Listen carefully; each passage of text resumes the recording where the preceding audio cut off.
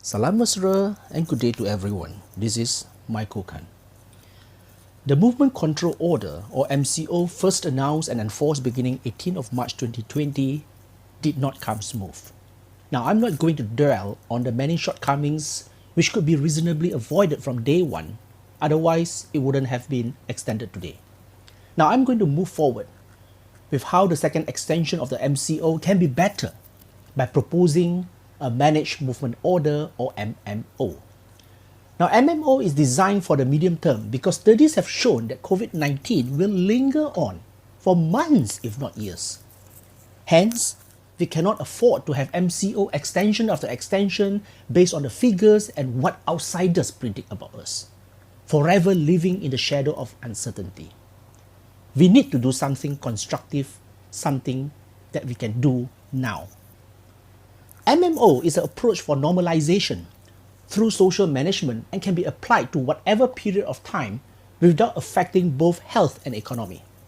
Now, this is different from MCO, which has a specific timeline and empowered by legislation.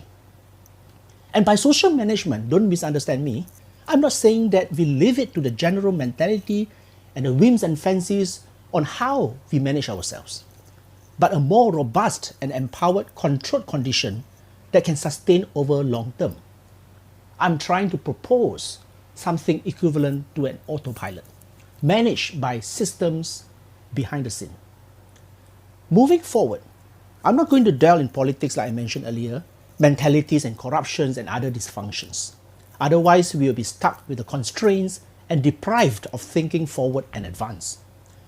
To begin with, here are some facts and harsh realities to be considered as the basis why MMO is more sustainable. First consideration.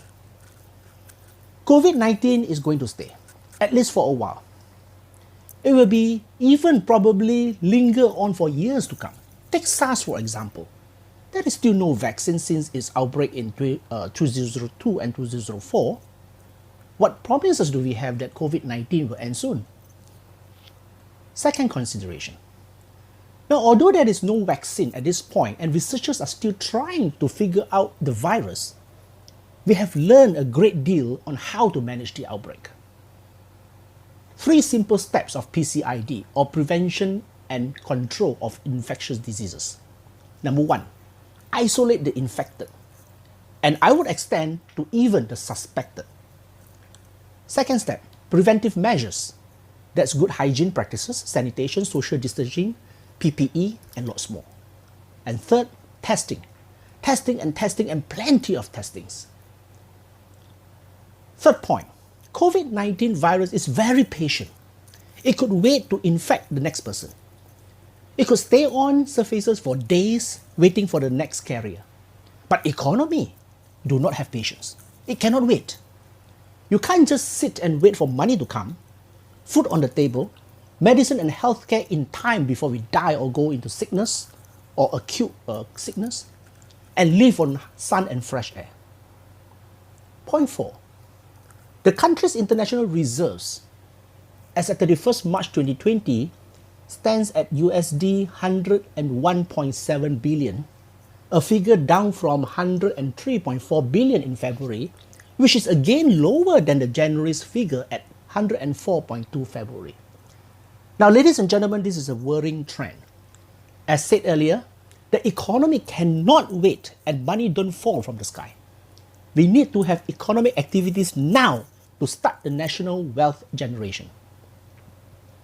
In crisis management, point number 5, or even in simple decision making, there is always what we call the trade-off. Under circumstances where there is no clear alternative such as now, we could only balance between the chances of getting killed by COVID-19 or getting killed by bad economy. Our choice. In the case of Malaysia, I have a better assumption that COVID-19 is relatively better managed than most countries in the world. Because if you look at the death statistics, we are one of the lowest in the world at 1.58% as at 9 April 2020. This is good news, ladies and gentlemen. I would attribute this to the generally good healthcare system and other natural factors that Malaysia is blessed with, despite the many constraints the Ministry of Health and the police PDRM are facing. Otherwise, we wouldn't have seen a second extension. But on the other hand, and without prejudice, Malaysia is relatively poor in economic strategies.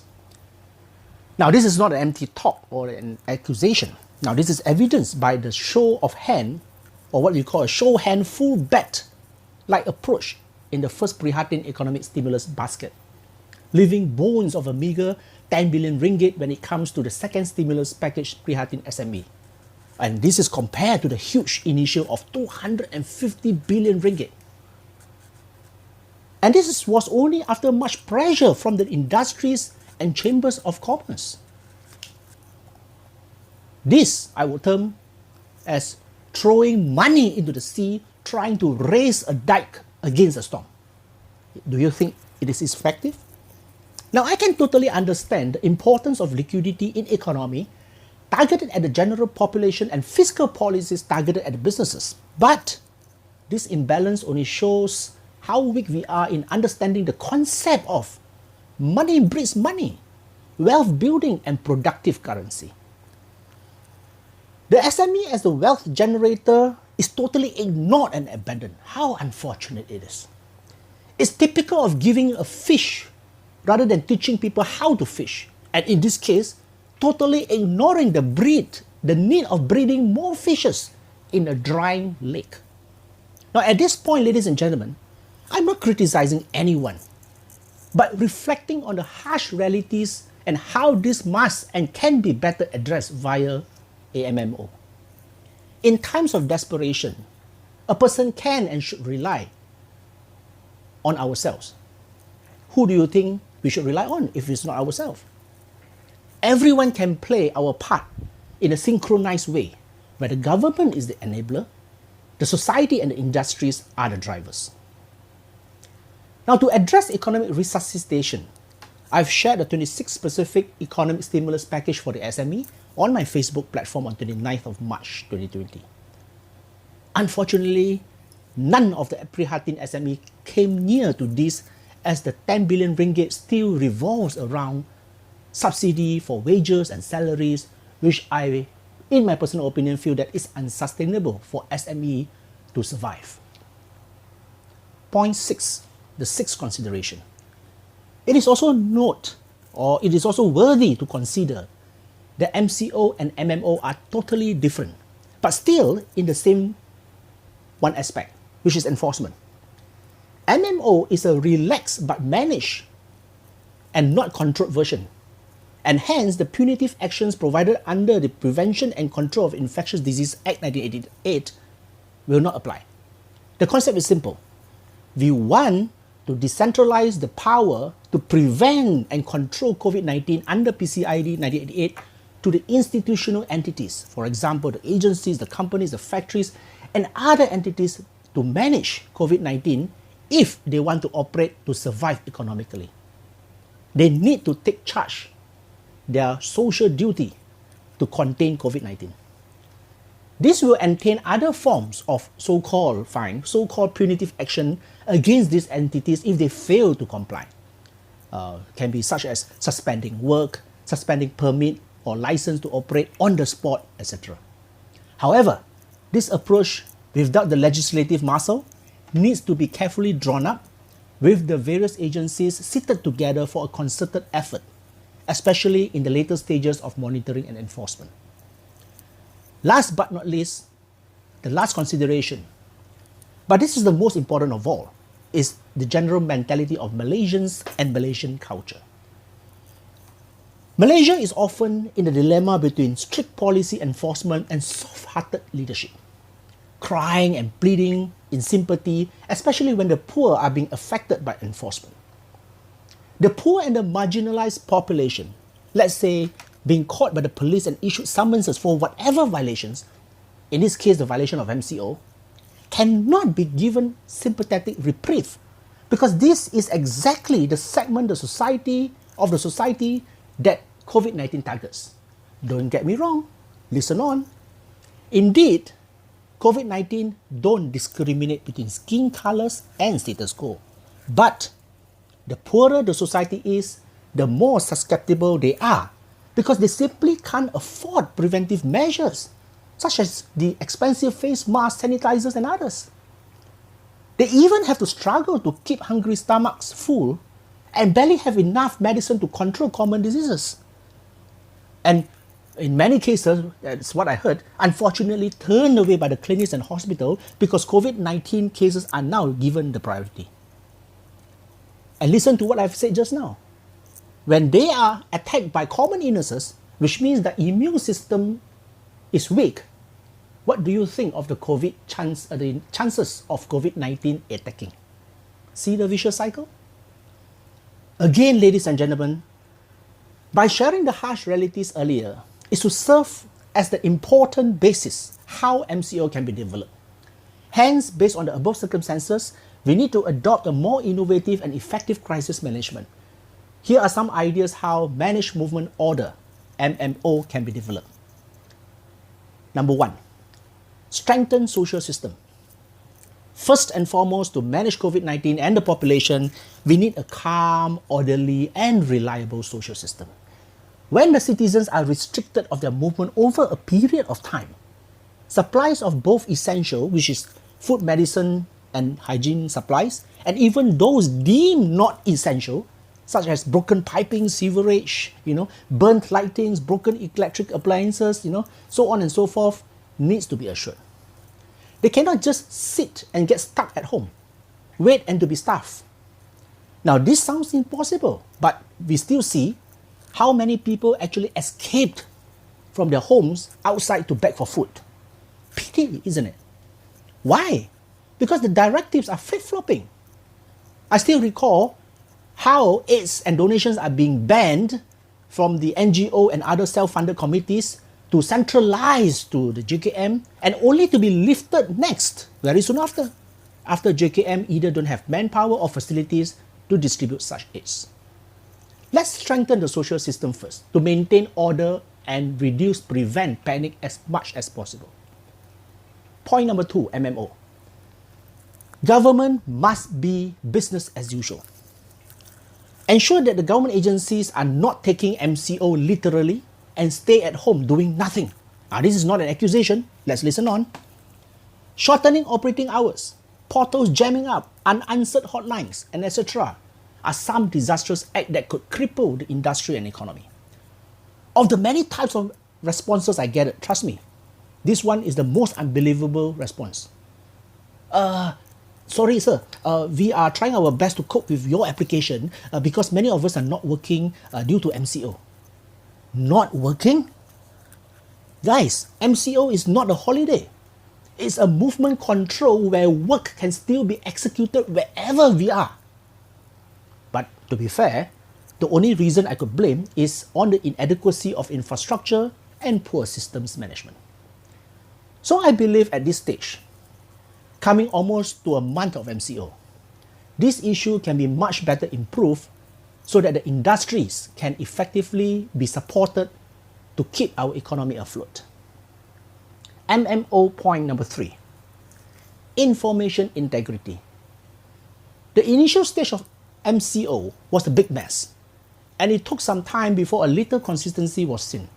Still, information and directives from time to time are not clear and not definitive, creating confusions among the people and the industries.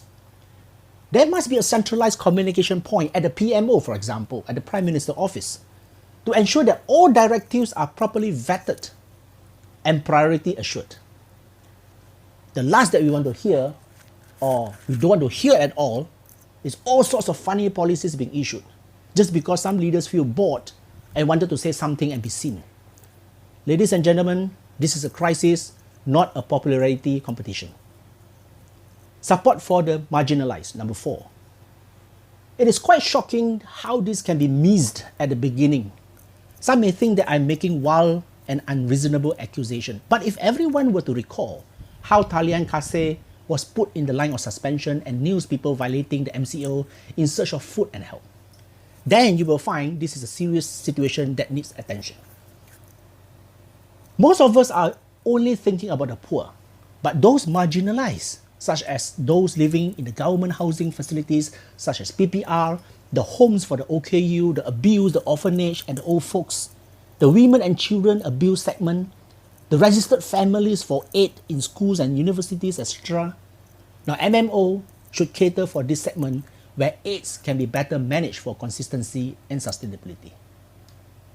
Point number 5, MMO Yellow Pass, or in short, MYP. We need to look at the COVID-19 status stratification. While it is alarming that a significant number of the infected are foreign workers, it is also a valuable hint for us to know where to target. In this case, a more comprehensive and stricter MMO can be applied on industries that hire foreign workers. These include construction, agriculture, food and beverage, etc. Point number 6, execution 6 for MMO. MMO Green Pass, or MGP in short.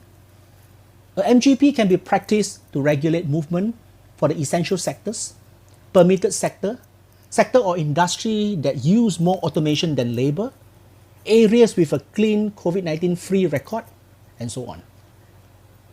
Point number 7, MMO Para Enforcement, or MPE. Community-based entities such as Rukun Tetangga, residential associations or the RAs, condominiums joint management board or the JMBs, or even the member of parliament service centre in each constituency, and village heads and committees can be empowered to carry out testing, monitoring and enforcement tasks. Don't just rely on PDRM or the Ministry of Health. They are overburdened. Now this is no rocket science. You have your infrared thermometer, you have the test kits, get it cascaded down to the community level, to the head of the community level. Now this is to break down the sheer number of population we need to manage and to lessen the load on the police and military. Point number 8, empowered control. The MCO control so far is rested on the hands of the ministries, significantly in the hands of MITI, and in recent days slowly to KBD, NKK, etc. Now they are the ones issuing permits to operate. We need to empower local enforcement agencies to ensure that the PCID system is in place. And they are the police and health and education officers at district levels. Permit to operate is one, but who is going to monitor and ensure that the 3 simple steps of PCID, which is prevention and control of infectious diseases, are enforced? Now, ladies and gentlemen, I once received an unconfirmed information that PDRM says that they are here to enforce, not to endorse requests from those who are applying for permit to move based on the MCO exemption categories. Fair enough, I totally agree with that. But to think ahead and advance, endorsement is also a form of enforcement, and in fact, more effective as the verification process is now done upstream and off-site, hence relieving the roadblocks, the bottlenecks from the publics, from chaos and stress and even panic. Now here, I would like to humbly suggest PDRM can play a better role contributing to a more efficient MMO through better and more professional administrative procedures and control. I hope that these key principles and ideas in MMO can further be cascaded down to the industrial and subsectors, with more mechanics being figured out later. Then Malaysia will see a brighter and constructive future ahead. We just don't want to be sitting ducks. For more specific opinions on social system integrity, which I've released on the 4th of April, SME Economic Stimulus SPEC or Stimulus Package for Engines of Growth dated 30th March, as well as 10 pendapat dan rayuan kepada ATM dated 23rd of March, please look out for them on my Facebook under the identity Myoko Khan. With this, I wish everybody stay healthy, stay alert, stay at home. Thank you very much.